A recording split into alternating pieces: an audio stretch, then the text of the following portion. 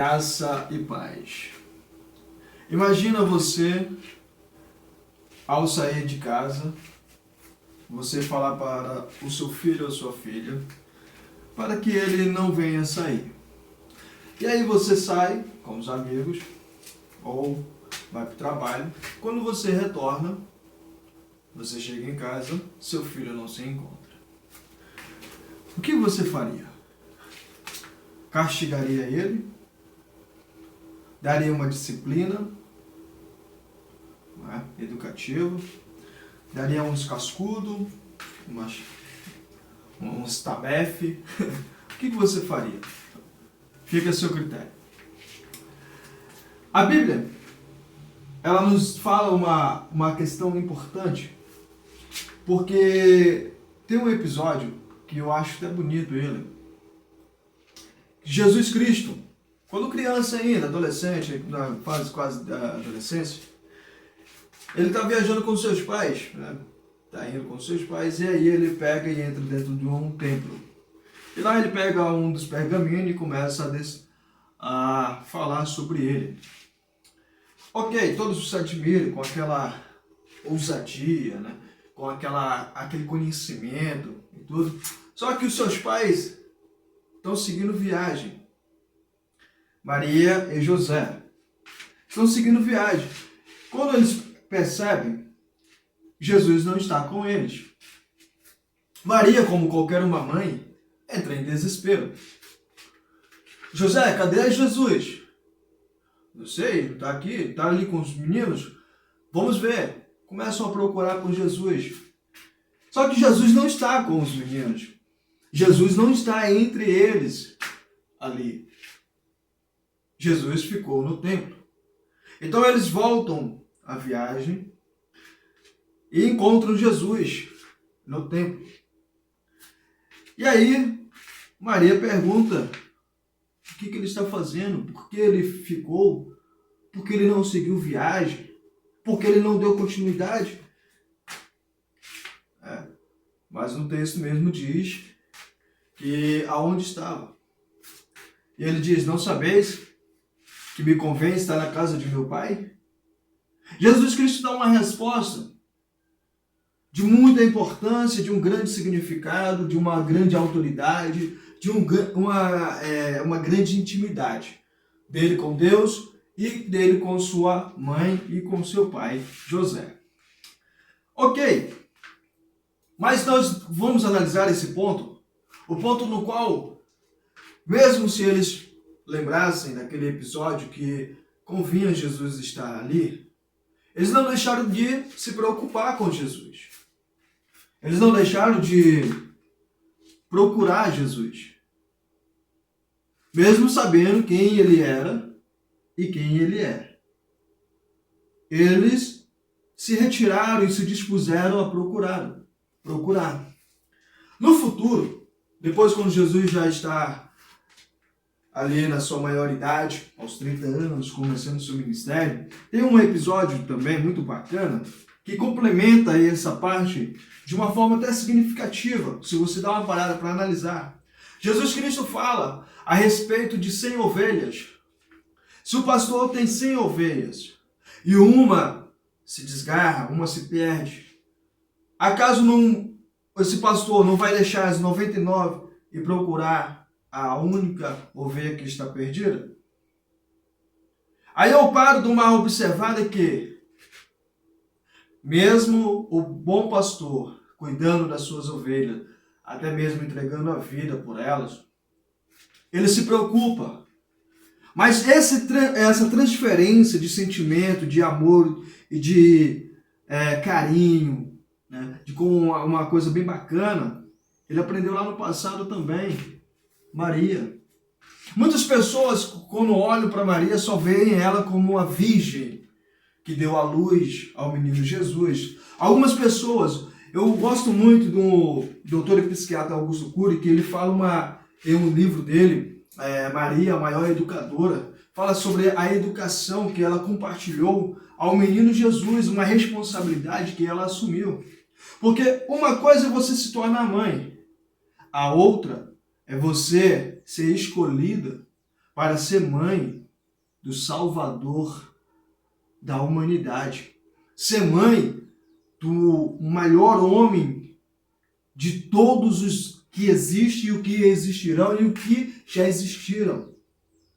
Ser mãe de um Deus.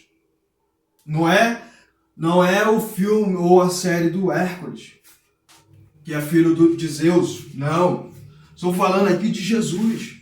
Aquele que entregou a vida por mim e por você. Não é uma questão de religião, não. Eu estou falando aqui a respeito dos pontos de partida para uma educação sadia, para nós podermos observar que a codependência, ela pode até um certo ponto fazer parte das nossas vidas, mas não necessariamente ela pode continuar em nossas vidas. Não é obrigatório ela continuar em nossas vidas. Nós podemos aprender com Maria alguns dos comportamentos maravilhosos para termos atitudes diferentes, para sermos diferentes. E Maria, ela nos mostra esse ponto ao ensinar e educar Jesus Cristo. Veja bem, quando Jesus Cristo fala, sendo um pastor, tendo 100 ovelhas, uma ovelha se desgarra, sai do rebanho, sai do meio de todas as outras. O pastor não vai procurar? Maria estava com José. Maria sabia, porque o anjo havia falado para ela, que Jesus, filho de Deus, o mesmo ao qual ela não precisou se relacionar sexualmente com José para ele nascer, para ele vir ao mundo. Jesus não era simplesmente um ser humano. Ele era o próprio Deus, na forma de filho.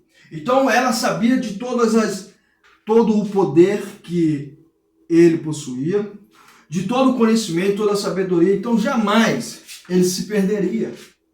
Jamais ele iria se perder no meio da multidão. Mas ela, como uma mãe, ela não deixou de se preocupar. José, como um pai, não deixou de se preocupar. Preocupação vai ocorrer sim. Agora veja bem, quando Maria procura Jesus, quando ela ouve a resposta dele, ela não tem uma reação de agressão com ele. Ela demonstra o amor. Muitos pais, quando o filho sai de casa, usa algum tipo de substância química, quando retorna à casa, a recepção que é dada ao filho ou à filha é: já estava usando droga, seu vagabundo, ou sua vagabunda, tu não quer fazer mais nada nessa tua vida. Usam palavras de baixo escalão, ofendendo a pessoa que já está ferida, machucando ainda mais a ferida aberta na pessoa. Se você dá uma parada, uma analisada nos pontos que levam a pessoa ao uso compulsivo de qualquer substância química, veja bem, a pessoa em si, ela não usa droga pelo sabor. Mas eu gosto. Quando eu estou ouvindo uma pessoa, eu já falei isso anteriormente, vou repetir. Quando você ouvir uma pessoa que diz assim, eu uso droga porque é gostoso. Ok, ela usa porque é gostoso. Quando ela diz, eu comecei a usar porque é gostosa. Aí você para, levanta a anteninha e começa a pensar, peraí, como é que ela sabia que era gostosa se ela nunca tinha experimentado? Como é que eu vou saber que uma refeição é gostosa se eu nunca experimentei ela? Ela pode ter uma aparência bonita, mas não significa que ela tem um sabor delicioso que eu irei me agradar. Quando eu no uso compulsivo da substância química, na época, era o cigarro, era a bebida e a maconha. Quando eu fui experimentar a cocaína, colocaram lá a carreira, os colegas, e começaram a usar. E quando chegou a minha vez, quando eu puxei ele, deu teco, eu não gostei da sensação, não gostei daquele monte de pó entrando no meu nariz, eu não gostei de nada daquilo, e eu falei, isso não é pra mim. No dia seguinte, estavam lá os colegas novamente, lá na minha residência, nessa época eu morava sozinho, e aí eles vieram para usar novamente, eu falei, pode usar aí. mas eu não vou participar. Qual é? Tá careta, não sei o quê. Eu não quero, mano. Eu não gostei. Eu tive essa atitude. É por isso que eu usei uma única vez a cocaína. Então veja bem. Jesus Cristo ele nos dá esse ensinamento e nós vamos observando que ele aprendeu também muitas coisas com Maria. E uma delas é essa atitude de retornar, mesmo sabendo quem ele era. Ela poderia estar ali em cima do jeguezinho. Ah, José, Jesus deve estar por aí, mas vamos seguir viagem.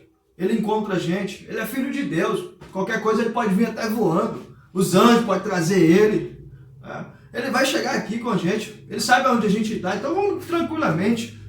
Mas não, ela foi até onde ele. Com o conhecimento, aí essa parte aparece, esse episódio, no qual Jesus até diz, não sabeis que me convém estar na casa do meu pai? Aí aparece mais lá à frente dizendo, e assim cresceu na graça e no conhecimento. Aí nós vamos ver Jesus Cristo nos episódios dos seus 30 anos, até o momento ao qual ele é crucificado e depois ele ressuscita.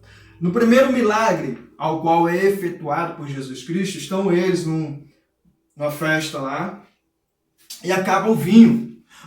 Maria vai até ele. Presta atenção nesse detalhe. Eu me lembro de um episódio que nós estávamos numa festa e a minha mãe, nessa época, ela já sabia como era compulsivo na bebida e faltou a bebida. Só que ela não veio até a minha pessoa para me comprar.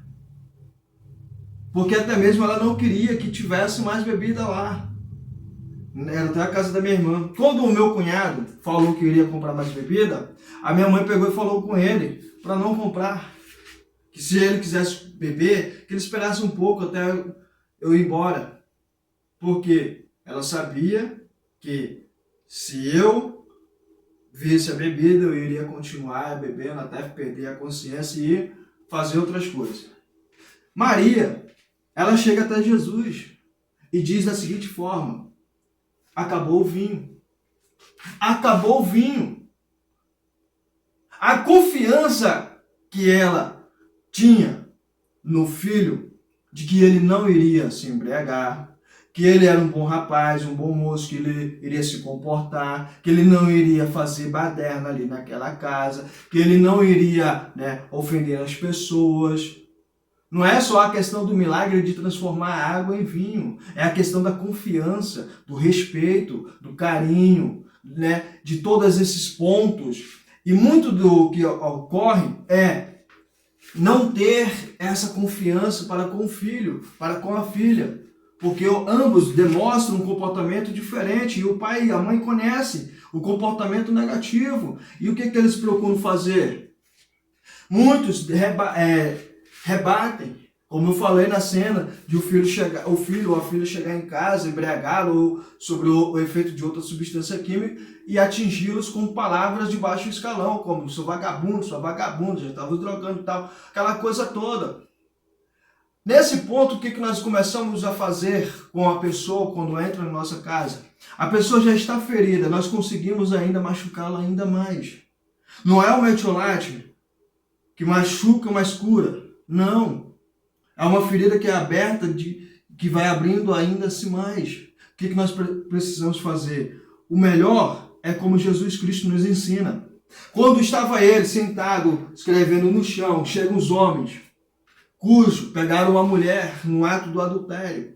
Estava a mulher pecando, estava a mulher cometendo um erro, um gravíssimo delito ali. Estava ela contra a lei.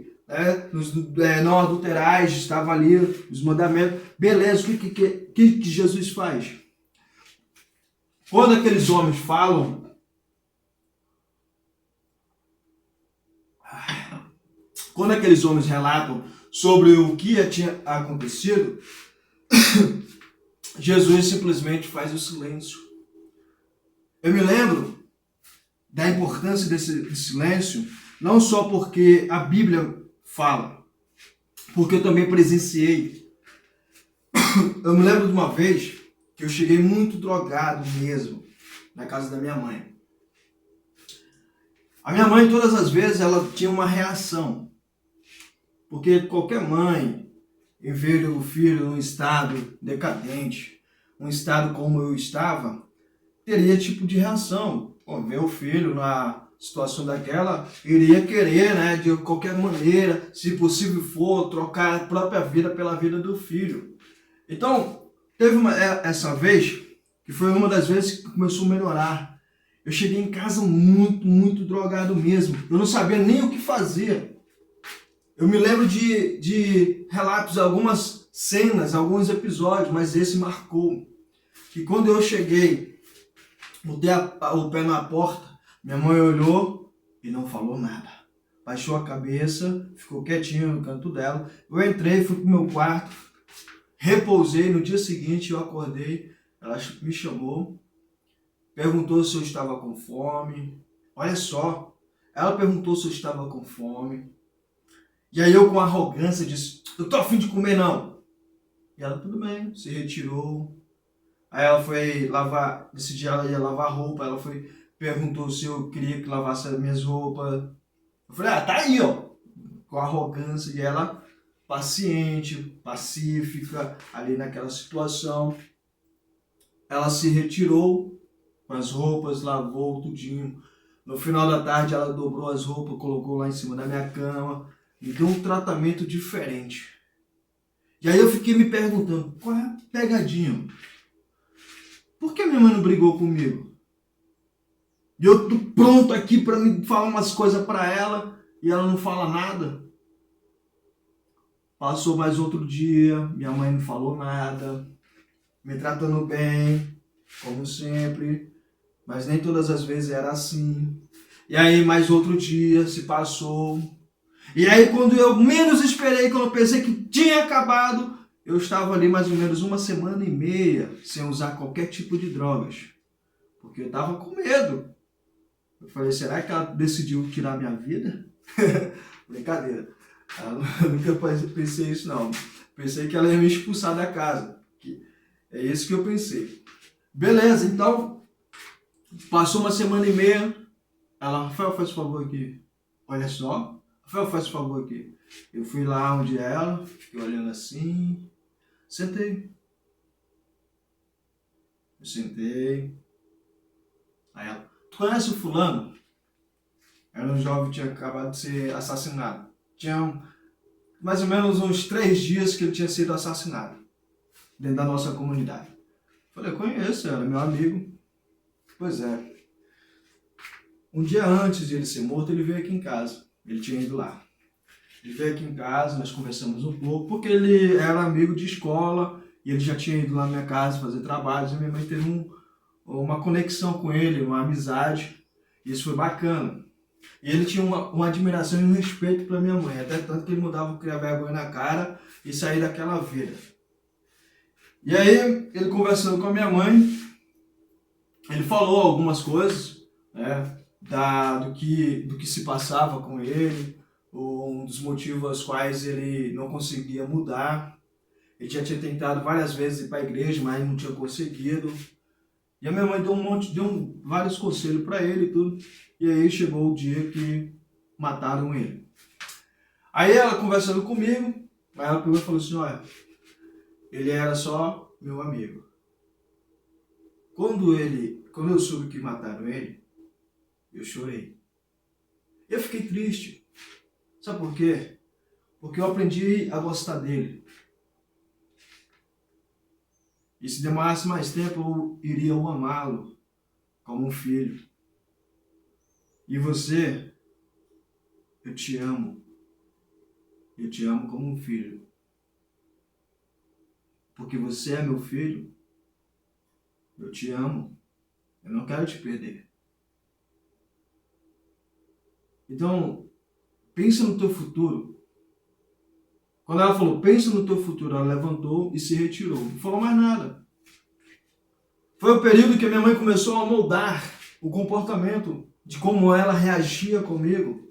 E aí eu me lembro desse episódio. Maria poderia ter dado um tabefe. Já pensou, Maria? Pá! Me respeita, moleque. Tá pensando que isso é porque tu é filho de Deus, mas tu tá aqui sobre a minha responsabilidade, tu sai de lá e tu não fala nada e vem pra cá me deixando nesse perigo, rapaz. Cria vergonha na tua cara? Ela poderia, mas ela não o fez. Tratamento diferente geram comportamentos e atitude e resultados diferentes. Insanidade é você cometer os mesmos erros esperando resultados diferentes. Todas as vezes que teu filho sai, se embriaga, usa drogas, quando ele volta para casa, você faz o mesmo tratamento e você quer resultados diferentes. Qual resultado você vai ter? Se não o mesmo? Jesus Cristo nos demonstra isso, a paciência. Quando ele estava ali diante de seus discípulos, o que Pedro fez? Cometeu vários erros. João, Tiago, todos os outros discípulos. E o pior de todos, Judas Iscariote. Imagina só você ter a calmaria, a paciência e o amor de ver o seu traidor, aquele que te deu aquele empurrão para a morte. E você olhar para ele e dizer assim, amigo, com toda a sinceridade e pureza dentro do seu coração, amigo. Aí nós vamos olhar na história de Maria, dos ensinamentos que ela proporcionou ao seu filho Jesus Cristo. Ah, mas ele era Deus, exatamente, mas ele veio como ser humano. Não podemos tirar isso não, sabe por quê? Porque qual seria o sentido de Deus ter escolhido Maria para ser mãe dele, se ele não viesse crescer com uma mãe? Qual o sentido? Qual o sentido de ele ter crescido ali do lado de José, ter se tornado carpinteiro como seu pai? Será que ele não ensinou? Ah, não, mas ele é Deus, conhecedor de todas as coisas. É verdade, conhecedor de todas as coisas, mas ele também veio como ser humano. Ele veio também e aprendeu muitas coisas aqui. Não que ele não soubesse. E nós vamos olhando para todas essas questões, nós vamos ver os comportamentos. E vamos analisar. Quando Jesus está lá escrevendo no chão, quando falam para ele sobre o que a mulher tinha feito e o que a lei dizia, e aí na pergunta, e tu, o que dizes? Jesus Cristo diz, primeira coisa, o silêncio. Jesus não fala nada, desarmando todos aqueles que estavam armados com suas arrogâncias, com seu preconceito, com tudo aquilo que era destrutivo. Ele não fala nada. Tendo dado espaço para cada um refletir sobre as suas vidas, o que ele faz? Aquele que não tiver pecado, seja o primeiro a tirar a pedra. Aquele que não tiver pecado, seja o primeiro a tirar a pedra. Aqui eu aprendo uma coisa também muito importante, não que as outras não sejam. Observa só o seguinte. Jesus Cristo tinha 30 anos, quase 31, por aí sim. Já tinha passado por uma fase grandiosa da sua vida. Estava chegando nos seus momentos finais como ser humano aqui na Terra. E ele tinha ciência disso. Qual pecado Jesus Cristo tinha? Pergunto eu, responda-me se você souber. Já li a Bíblia de Gênesis, de Apocalipse a Gênesis e não encontrei nenhum pecado que ele tinha. Se você encontrou, se puder compartilhar, fico grato. Teve um momento que eu pensei, o pecado de Jesus foi dizer para Maria, naquele exato momento, eu estou na casa do meu pai. Ou tu não sabia disso, que eu estaria na casa do meu pai. E aí eu fui refletir sobre aquilo, com a ajuda também de umas palestras que assisti do doutor e psiquiatra Augusto Cury, a conexão e a intimidade das duas pessoas ali. E aí eu fui novamente para o Novo Testamento, ainda continuando no Novo Testamento, no momento ao qual estão na festa e Jesus diz, Maria diz, acabou o vinho. E aí ele responde, mulher, que tenho eu contigo, ainda não é chegada a minha hora. E aí eu perguntei, peraí, como é que ele diz mulher? Por que ele não disse mãe? Novamente, o doutor e psiquiatra Augusto Cury, através das suas palestras, me instruiu, ou seja, ele não falou diretamente, Rafael, faz isso, não. Através da palestra, ouvindo ali, ele instruiu a refletirmos sobre a humanidade. Quando ele diz mulher, ele está exaltando o ser humano que existe nela. Ele está proporcionando ali a todos olharem para o ser humano que é aquela pessoa. E aí faz até sentido dizer, obrigado por existir. Obrigado por ser essa pessoa maravilhosa. Então, eu comecei a descartar toda essa possibilidade. E Jesus Cristo era o único que estava ali entre aqueles homens e aquela mulher que não tinha cometido nenhum pecado. Ele poderia ter pegado a pedra e ter lançado sobre a face daquela mulher, incentivando aqueles homens a fazer o que eles já estavam fazendo, se destruindo e destruindo outras pessoas. Portanto, Jesus Cristo disse, quem não tiver pecado, seja o primeiro a tirar a pedra. E novamente ele retorna para escrever no chão, não sei o que ele estava escrevendo. Já ouvi algumas pessoas dizendo que ele estava desenhando um peixe. Já vi outras pessoas dizendo que ele estava escrevendo amor. Não sei. Eu não estava lá. Mas o que a Bíblia nos proporciona é que ele estava rascunhando ali no chão. Novamente ele faz o silêncio. A mulher, cabeça baixa, triste, preocupada, e tendo já sofrido a beça, porque quando aqueles homens a pegaram em flagrante, levaram até lá, eles esculacharam aquela mulher, ofenderam em palavras, em atitudes, a forma agressiva como a levaram, e ela está ali de cabeça baixa. E o mais velho ou mais ancião daquela turma começa a refletir no erro que havia cometido naquele dia. O mais novo também, até o caçula daquela turma. E todos foram se retirando, um a um, ficando apenas aquela mulher e Jesus Cristo. Depois Jesus levanta sua cabeça e olha para aquela mulher e diz, mulher, olha só, mulher. Novamente eu penso e reflito, ele está exaltando o ser humano que está naquela mulher. Lembra do episódio que a minha mãe conversou comigo? No dia que eu cheguei super drogado, ela não teve nenhuma reação, mesmo doendo, machucando ela, me ver naquele estado. Dias depois ela senta e conversa comigo. Teve muito mais efeito do que todas as vezes que eu cheguei lá embriagado, drogado com qualquer outra substância química, e ela tratava-me de forma agressiva. Pô, tu não quer prestar pra nada! Tu quer ser só um vagabundo, não sei o que, aquela coisa toda. Quando ela tinha aquele tipo de reação, aquilo gerava uma revolta de dentro de mim, que me fazia ir lá e dizer, já que eu sou um vagabundo, eu vou continuar fazendo. Já que eu não sirvo pra nada, eu vou continuar fazendo. Mas quando ela tinha aquele tipo de conversa comigo, aquilo me motivava a querer mudar. Aquilo me motivava a querer ser melhor. Então está lá a mulher de cabeça baixa e Jesus diz, mulher, exaltando o ser humano que ela é. Cadê os teus acusadores? Agora veja bem essa atitude surpreendente e maravilhosa. Não estou falando de religião, porque muitas pessoas, quando falam dessa parte aí, colocam a religião lá de cima e esquecem a humanidade que está acontecendo ali sim. Jesus diz, cadê os teus? Ele se coloca de fora, porque ele não estava ali para acusar aquela mulher. Ele diz, cadê os teus acusadores? Cadê os teus acusadores? E ainda para fortalecer, quando ela responde, foram todos embora. Se eles não te acusam, muito menos eu.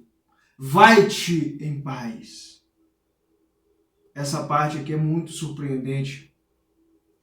Porque quando ele proporciona a ela, vai-te em paz, ele está dizendo a ela, ei, você errou? Sim, beleza. Mas tente mudar. Tente fazer diferente para você não sentir a mesma dor que você sentiu agora.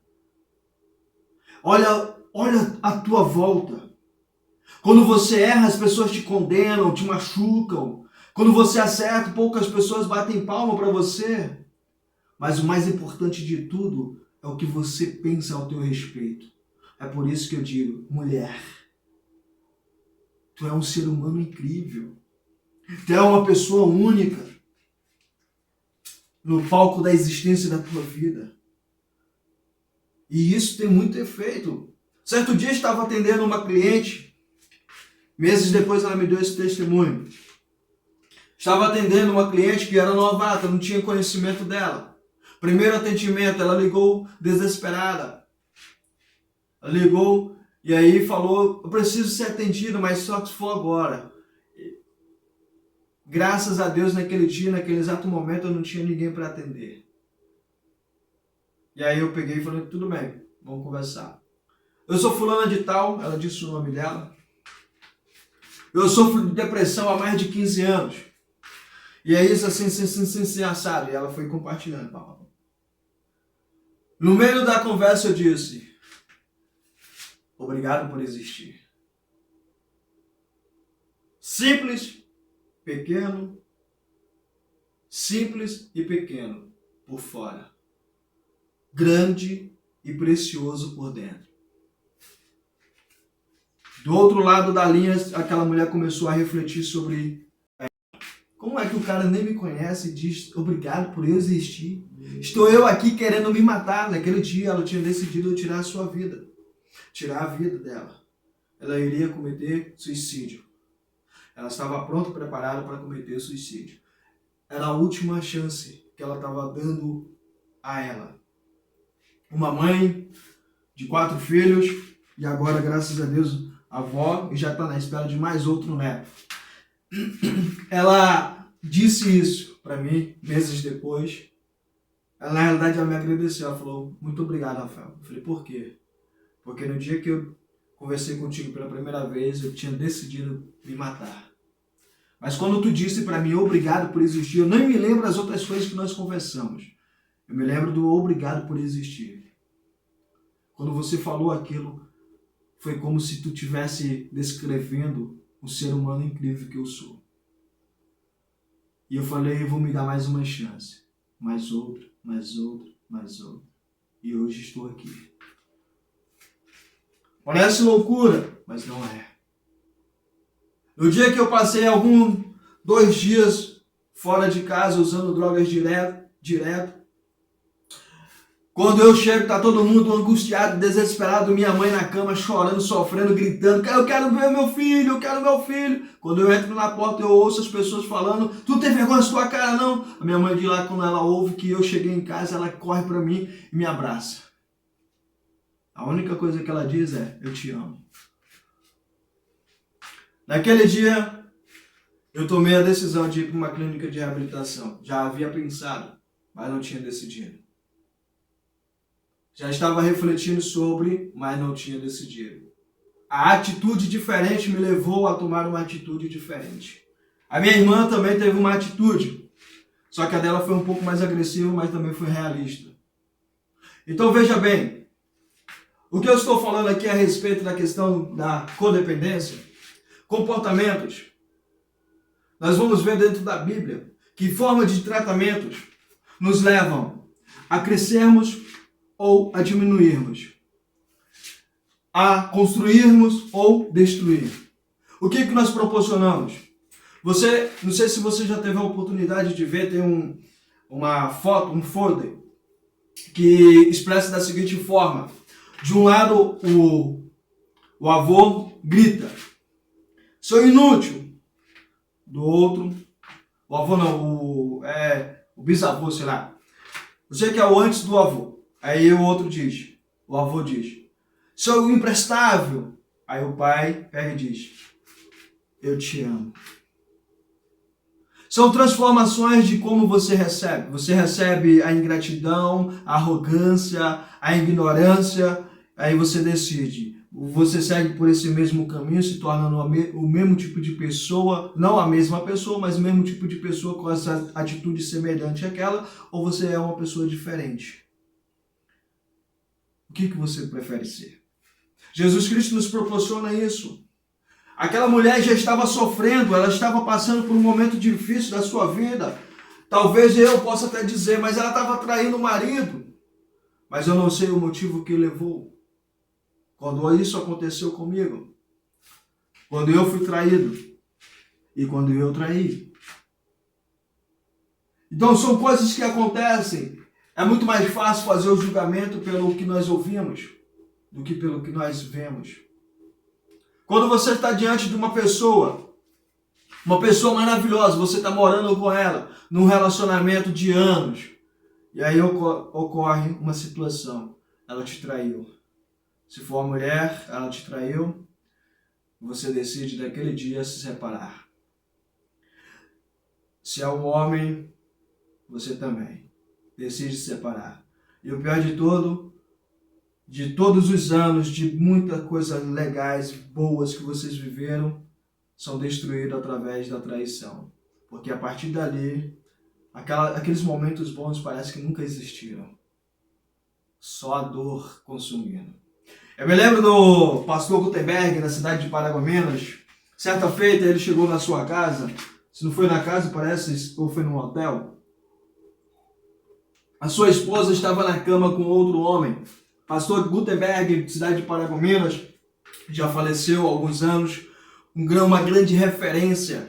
Até mesmo tem uma praça lá em homenagem ao homem de Deus. Ele trabalhava na Petrobras na época e Deus falou para ele, sai daí e vai para outro lugar. Na realidade, Deus não falou dessa forma. Deus só falou, vai para outro lugar que eu vou te conduzir. Paragominas na época era conhecido como Paragobalas. Uma cidade que as pessoas estavam em desenvolvimento? Não. As pessoas estavam acreditando que havia desenvolvimento, mas muitos empresários na época, muitos, como Gilberto Andrade, que já faleceu também, teve uma morte trágica na cidade de Paragominas. O que eles faziam? Ele, Ney Mato Grosso e vários outros. Estou falando o nome de pessoas aqui que já até partiram. E se os familiares forem questionar, não tem problema não, porque isso aí é verídico, não é uma historinha de carucha. É verídico. Eles tinham as suas empresas, contratavam as pessoas, levavam para trabalhar numa certa comunidade. Quando chegava o dia do pagamento, dava o dinheiro para a pessoa e a pessoa ia para casa todo feliz para comprar o chape-chape para a família. No meio do caminho, os capangas pegavam aquela pessoa, tomavam o dinheiro e matavam a pessoa. Foram encontrados, passou no jornal, pode pesquisar, encontrado em umas localidades vários ossos de várias pessoas que foram mortas. Quantas e quantas pessoas saíram da sua cidade para entrar na cidade de Paragominas, que era assim. Mas ela ficou conhecida como Paragobalas por muito tempo. Por quê? Porque as pessoas não tinham mais esperança. As pessoas tinham perdido tudo. E foi nessa mesma época que Deus falou para o pastor Gutenberg ir para lá. Começou o trabalho lá na Assembleia de Deus, um dos maiores ministérios dentro da cidade nos dias atuais. Até hoje, falando eu aqui, o pastor presidente agora do ministério que assumiu depois do pastor Gutenberg, quando ele partiu, é o pastor Vera Cruz, um grande homem de Deus também. Ok, pastor Gutenberg estava lá nessa cidade, fazendo um grande trabalho, sendo respeitado, pedindo para Deus abençoar toda a cidade, começando a afastar todos os males, todas as pessoas que estavam matando, destruindo o sonho de outras pessoas. Aí entra um prefeito, começa a fazer o trabalho, aí depois assume o Sidney Rosa, também grande referência na cidade de Paragominas, começa a fazer uma grande transformação. Depois vem o prefeito Adnan Demarchi. Ok, nessa época a cidade começa a virar a cidade modelo. Mas antes disso, quando ainda era Paragobala, estava lá o pastor Gutenberg exercendo um grande trabalho. Certo dia ele chega, não sei como foi na memória, ou não sei se foi num hotel ou se foi na casa dele. Não me lembro direito, quando me contaram. Quem era próximo dele me contou e a cidade toda ficou sabendo. Ele chegou nesse local, a sua esposa estava nua com outro cara. Estavam tendo relações. Pastor Gutenberg, quando ele olhou, a mulher levantou, o homem também, e ambos iam vestir a roupa e se retirar. Ele falou, Não, negativo. Veste a roupa, dobra o joelho aqui. Autoridade. Dobra o joelho aqui. Não estou falando de religião. Estou dando testemunho aqui de coisa. Dobra o joelho os dois aqui. Os dois dobraram o joelho. Ele orou a Deus, pediu ali para Deus proteger, abençoar. E aí a mulher falou assim, vamos nos separar por causa disso? Ele falou, não, você é minha esposa. Você vai continuar comigo só se você quiser se separar. Aí sim. Fora isso, não. Portanto, tem um porém. A partir de hoje não terei mais relações sexuais com você. Eu te perdoo. Mas eu não quero. Foram anos vivendo juntos depois daquele episódio. Eu me lembro de uma vez, de uma certa feita, era um rapaz, ele disse para sua esposa que não iria para a igreja. Quando ela convidou ele para ir para a igreja, ela disse, eu não vou para a igreja de um pastor corno. Ocorreu uma situação desagradável. Pouco tempo depois estava aquele homem dentro de um bar que era dele, que antes era um restaurante, se transformou num bar, ele coisou lá um bar, e a sua esposa servia a outros homens e ainda tinha relações com outros homens. Não é uma questão de vingança, estou falando uma questão importante. Veja bem, pastor Gutenberg, ele teve ali um momento que ele poderia ter se separado da sua esposa. Ele poderia ter falado para Deus, olha Deus, eu tinha um emprego bom lá na Petrobras, eu ganhava muito bem, vim para essa cidade, e aí eu tenho filhos maravilhosos, e aqui nessa cidade o Senhor permite que a minha esposa me traia. Já não quero isso não. Eu vou voltar. Portanto, ele não o fez, ele continuou naquela cidade. Campanhas de orações. Começou a desenvolver, pedindo para Deus abençoar a cidade. Por isso que eu falo, a cidade se tornou uma cidade modelo. O evangelho cresceu de uma forma extraordinária. Mas todo caos, é importante lembrarmos, tem pessoas que lutam, que batalham, que querem chegar. Agora analisa e veja. Imagina só o pastor Gutenberg não tendo ido para a cidade. Imagina só esse reviravolta. Mas, Rafael, mas o que isso tem a ver com codependência? O que tem a ver? Que os comportamentos de homens e mulheres, se você não tomar cuidado, você está produzindo pessoas carrascas. Gilberto Andrade, antes de falecer, ele pegava a Bíblia e tinha uma arma dentro dela. Tinha um corte aberto, tinha uma arma dentro dela. Uma certa feita, alguém foi assaltá-lo e ele só falou o seguinte, uma estratégia dele, uma vozinha dele bem coisada. Ah, meu velho, é o seguinte, deixa eu só ler uma passagem bíblica aqui para você. Posso? Aí você leva o meu carro. Aí o cara, tá bom, pode. Quando ele abriu a Bíblia, puxou a arma, pum, na cabeça do cara. Os caras que trabalhavam, as pessoas que trabalhavam para ele. O que ele fazia? As pessoas iam trabalhar. Ele tratava as pessoas mal. Teve uma morte terrível, um acidente de um carro, que o carro dele ficou estraçalhado. Meu irmão, antes de falecer, nesse dia ele estava vindo do trabalho, ele viu o acidente, viu como ele ficou destruído. Quantas e quantas famílias aquele homem destruiu, matando os maridos das mulheres que iam trabalhar para ter uma condição boa, para levar o pão de cada dia para sua família. E ele destruía, ele e outros. A questão que você está observando é, Gilberto Andrade ele aprendeu com alguém a ser daquela forma. Aquele comportamento, se tivesse sido corrigido quando ele ainda era criança, ele não teria feito o que fez. Quando nós olhamos para o pastor Gutenberg, não é porque ele era pastor, não. Não. Porque até mesmo como pastor, quando a sua esposa o traiu, ele perdoou ela, mas não conseguiu se deitar com ela. Nós vamos analisar que as pessoas observam os detalhes, e esses detalhes são de suma importância. Ele poderia ter ficado na Petrobras, como ele trabalhava na época, e tinha um cargo bom e ganhava bastante, naquela época, principalmente, de 1900 lá vai cacetada. Mas o que ele fez? Ele seguiu o que Deus pediu a ele fazer. Um certo dia estava ele, pastor Gutenberg, olha só a proximidade com Deus, agora você vai entender melhor a importância de se conectar com Deus. Certo dia ele chegou, o pastor Gutenberg era grandão. Certo dia ele chegou em casa cansado mesmo. Estava ele cansado que não conseguia nem levantar o braço para abrir o chuveiro. Testemunhos verídicos, pode ir lá na cidade de Paragominas pesquisar sobre a vida do pastor Gutenberg. Ele disse, Deus, de uma vozona bonita, Deus, não é assim feio igual a minha não, Deus, eu estou cansado. O chuveiro se abriu e a água começou a descer pelo seu corpo. Uma outra vez, o pastor Gutenberg foi pregar o evangelho.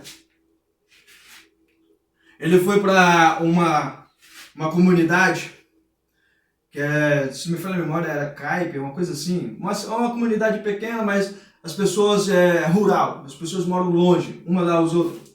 E chegando lá nessa cidade, antes de chegar nessa cidade, o caminhão que eles estavam, juntamente com os obreiros, as pessoas, o pneu do carro estourou. Puf! Não estourou de forma de estragar tudo, só abriu um buraco lá e secou do caminhão. E aí eu não dava mais para chegar lá. Aí todo mundo desceu e falou assim, ei pastor, e agora? A gente não vai mais conseguir chegar lá. Aí ele olhou assim para todo mundo e disse, homem de pouca fé. Aí, Deus, nós precisamos chegar lá na cidade tal, ou na comunidade tal. Manda os seus anjos encher o pneu aqui. E o pneu...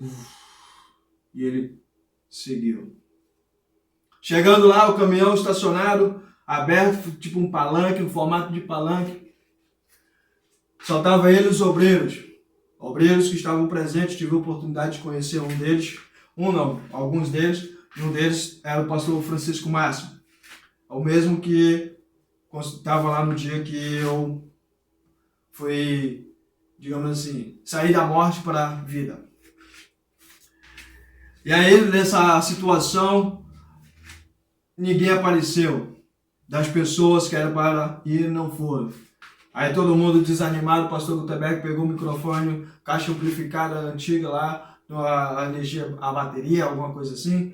E ele disse, Deus, já que as pessoas não vêm, manda os animais, igual no dia do dilúvio. E apareceu um monte de animais. O que isso me ensina? Me ensina que eu, como ser humano, preciso ter a intimidade com Deus. Porque a minha intimidade com Deus molda o meu caráter. Me ensina a ser uma pessoa melhor.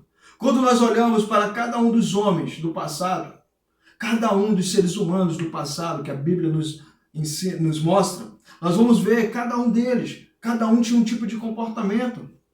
Abraão, antes era Abrão. E depois Deus deu o nome de Abraão. Mas ele foi considerado o pai da fé. O pai da fé. Veja bem, um título é tipo, você pega assim, quando vai falar de futebol, um exemplo, fala de futebol. Quem é o rei do futebol? Rei Pelé. Infelizmente, faleceu ontem. Rei Pelé, considerado Rei Pelé, quando se fala de futebol. Aí fala, e a fé? Aí olha para Abraão e diz, ele é o pai da fé. Quando se fala de psicanálise, aí se fala de Sigmund Freud, o pai da psicanálise. Quando você se depara diante dessas situações, você, poxa, mas que título pesado é esse? Pai da fé. Aí você volta um pouco ao passado. Quando ainda Deus tinha falado para ele, né, sai da tua parentela e vai para uma terra que eu. Aí Deus fala para ele que ele será grande, que todos os que abençoarem serão abençoados, que o amaldiçoarem serão amaldiçoados. A descendência dele será enorme. Aí Saraí chega até ele e diz, Deus não vai fazer, né, não vai permitir eu ter filho, então pega lá minha serva Agar. Ele poderia ter falado, não, peraí, Saraí. Não. Deus falou que nós vamos ser, e mesmo se nós não formos, você é minha esposa e eu não vou ficar com ela, não. Mas ele já desejava ela. Ele queria. E aí ele ficou. E nasce Ismael. E depois, quando Sara, agora já sendo Sara, chega para ele e diz, ei, fala para Agar ir embora com o menino Ismael. Aí ele, não, peraí, não é assim. Aí ele vai lá com Deus, ei Deus, mas peraí, qual é? Ó, tá dizendo para mim. Aí Deus vai e diz assim, faça tudo conforme o que tua mulher disse. Mande. Eu não falei para você deitar com Agar, eu falei para tu esperar. Tu não esperou, agora sofra as consequências. E aí nós vamos olhar no futuro, tá lá Isaac, nascido. Deus diz, pega teu filho e ofereça-me como sacrifício. Abraão faz o quê?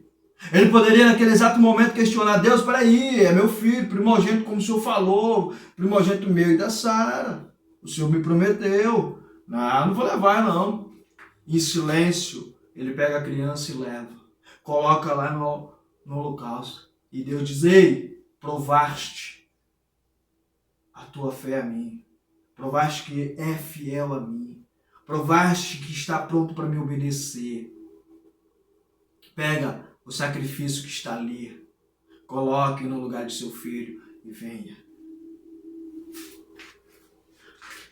Vamos observar que quando você, ou eu, qualquer ser humano que existe ou que vai existir, quando pensa em codependência, aí se depara diante de uma situação problemática, meu filho está nas drogas, não sei o que mais, Deus, cuida do meu filho, Deus faz isso. Aí quando Deus toma à frente, quando Deus assume a responsabilidade, ele vai fazer, mas ele vai fazer da maneira como ele sabe que é certo. Porque Deus ele não está focado no que é deste mundo, ele está focado no que é do mundo dele. Nós vamos olhar, e vamos já finalizar também, veja bem, Jó, quem era Jó? Um homem íntegro, justo, fiel, que se desviava do mal. O próprio Deus deu testemunho dele para o diabo. Tem visto meu servo Jó?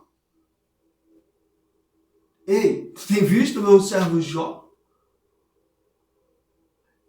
Um dia, nós fomos para a Arena, lá na cidade de Paragominas, e o diretor Albino era o locutor naquele dia. E eu tava um monte de gente lá, era para apresentar as bandas marciais das escolas, um grande evento da cidade, e nós estávamos lá. E aí os colegas estavam presentes comigo, sobre a minha responsabilidade, e aí o Albino com o microfone lá, todo mundo ouvindo, ele disse, Rafael, tá tudo pronto aí, meu amigo? Quando ele falou aquilo, os caras olharam para mim, rapaz, o Rafael tá importante. Rapaz, olha só, eu fiquei feliz. Agora imagina a felicidade, Deus falando. Imagina Deus falando, tem visto o meu servo Jó? Olha a felicidade de dar um testemunho. Aí nós vamos voltar e vamos analisar Jó como pai. Jó tinha 10 filhos, vamos lá, 7 homens e 3 mulheres. Todas as noites os filhos se reuniam um na casa do outro, convidavam as 3 mulheres e lá eles se embriagavam, faziam a baderna deles. E na madrugada Jó se prostrava diante de Deus e oferecia sacrifício em prol da vida de seus filhos. Todos os dias Jó chegava nos seus filhos e os abençoava. E ainda relatava a Deus, talvez tenha pecado meus filhos contra ti. E aí nós vamos ver mais à frente, nos versículos adiante, estão eles reunidos numa mesma casa, festejando como sempre faziam, e vem um vento forte, derruba a casa por cima de cada um deles, morrendo todos os 10 filhos. Aí nós paramos e observamos e falamos, poxa, mas ele não pedia proteção a Deus. E quem sabe que naquele momento ali, Os filhos estavam lá festejando. E quando eles começaram a perceber o vento forte vindo na casa, e eles começaram a dizer: Deus, nos perdoa. A Bíblia não fala isso. Eu estou dizendo, vamos pensar. É uma possibilidade? Claro que é. Deus nos perdoa. O nosso pai nos advertiu, mas a gente não deu ouvido. Nos perdoa. E pum, conheceram a primeira morte. E quem sabe estão aguardando, juntamente com seu pai, com os outros, para conhecer a vida eterna. É o que Deus proporciona. Não é o que eu quero. Quando Jesus Cristo estava diante do que ele sabia que iria acontecer, ele seria entregue aos soldados. Chegou o grande momento ao qual ele iria passar pela cruz do Calvário. Mas antes disso, ele aflito, ele chama seus discípulos, e os 3 mais achegados, ele diz: fiquem aqui e eu vou até ali. E lá ele dobra seus joelhos e diz: Pai, se possível for, passe de mim este cálice, mas não faça a minha vontade, e sim a tua vontade. E qual era a vontade do Pai? Matar o próprio filho? Não. Mas que nós pudéssemos ter a vida eterna. E para termos a vida eterna, Jesus precisaria passar pela morte, para poder vencê-la, assim como ele venceu.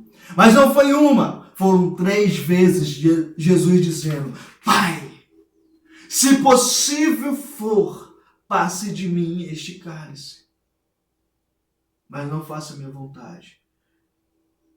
E aí você olha e se pergunta: a codependência, ela não atinge só a área física e mental, ela atinge a área espiritual. E aí você se depara diante do Criador. E para você conseguir ter a total liberdade, deixar de ser escravo, você precisa do Criador. E para você precisar do Criador, você tem que saber que Ele existe. E para você saber que Ele existe, você tem que ter a consciência do seu grande amor para conosco. E navegando por entre a Bíblia, você vai se deparar diante de várias situações tão gostosas, tão maravilhosas, que nos dão o entender que Deus está conosco e está pronto, preparado, como ele disse lá em 2 Crônicas, se não me falha a memória, capítulo 7, versículo 14, se não me falha a memória: se o meu povo que se chama pelo meu nome se humilhar. Eu posso talvez ter errado o capítulo do versículo, mas diz isso: se o meu povo que se chama pelo meu nome se humilhar e me buscar, eu ouvirei dos céus. Eu estou aqui ouvindo, pode dizer que eu estou ouvindo, e atenderei aos seus pedidos. Jesus Cristo fortalece, ele diz: pedi, pedi e dar-se-vos-á. Buscai e achareis. Tudo isso nos ensina que diante da questão codependência, comportamentos destrutivos, eles necessitam ser moldados para termos a partir daquele momento, a partir de hoje, a partir de agora, comportamentos construtivos. Jó advertia seus filhos, o abençoava, orava em sacrifício para que Deus pudesse protegê-los, mas os seus filhos preferiram continuar. Deus advertiu Caim, ele preferiu continuar. Deus advertiu Adão e Eva, eles preferiram continuar. Deus advertiu Abrão e Saraí, mas eles preferiram continuar. Deus advertiu Davi, mas ele preferiu continuar. Quantas e quantas vezes nós vamos ter que ver que está diante de nós, mas nós precisamos mudar. Nós vamos olhar o Novo Testamento. Mas lá no livro de João, capítulo 3, versículo 3, diz: em verdade vos digo que aquele que não nascer de novo, ele não está dizendo, volta para o ventre da sua mãe. Não, ele está dizendo, nasça de novo. Até aqui, você teve esse tipo de atitude, esse tipo de comportamento, agora mude. Seja diferente. Dá espaço para o Espírito agir na sua vida. Dá espaço para o Espírito poder moldar a tua história. Dá espaço para que eu, Deus, o Senhor Todo-Poderoso, bondoso, amoroso, cuidadoso, cuide de você. Deixa eu moldar. Pedro, arrogante, ignorante, negou Jesus. Ele tinha dito que jamais negaria, mas negou 3 vezes antes do galo cantar uma. Mas ele se permitiu mudar. E o Espírito Santo veio sobre ele e ocorreu o grande Pentecoste. Mudanças, elas fluem de dentro para fora, não de fora para dentro. Comece a pensar nesses pontos e dê espaço para a mudança. Se até hoje o seu filho, a sua filha, seu namorado, sua namorada continuam no uso compulsivo da substância química, tenha em mente que não é o seu querer, porque quem usa drogas é eles, é o querer deles. Agora, o que você está sentindo, a dor que você está passando, está sofrendo, aí é o seu querer. Você vai querer continuar sentindo essa dor, sofrendo, ou você vai querer mudar? Se você quer mudar, lembra daquele episódio da mulher que sofria do fluxo. Há mais de 12 anos aquela mulher vinha sofrendo. Mas ela decidiu não sofrer mais. E para isso ela teve que passar por várias situações, até mesmo humilhantes, até chegar o momento que, se ela tocasse só na orla das vestes de Jesus, ela seria curada. Assim ela acreditava. E assim aconteceu. Que Deus abençoe sua vida, que todos os dias da sua história, lembrando, essa aula, essa palestra, eu não sei como você vai tê-la, falando de codependência, trazendo alguns episódios. Mas vamos continuar, vamos falar mais sobre a codependência. Ela é tanto direcionada aos terapeutas como aos familiares também. Tá? Então, que Deus abençoe sua vida e sua história. Obrigado por existir, ser essa pessoa maravilhosa. E até a próxima. Tchau, tchau.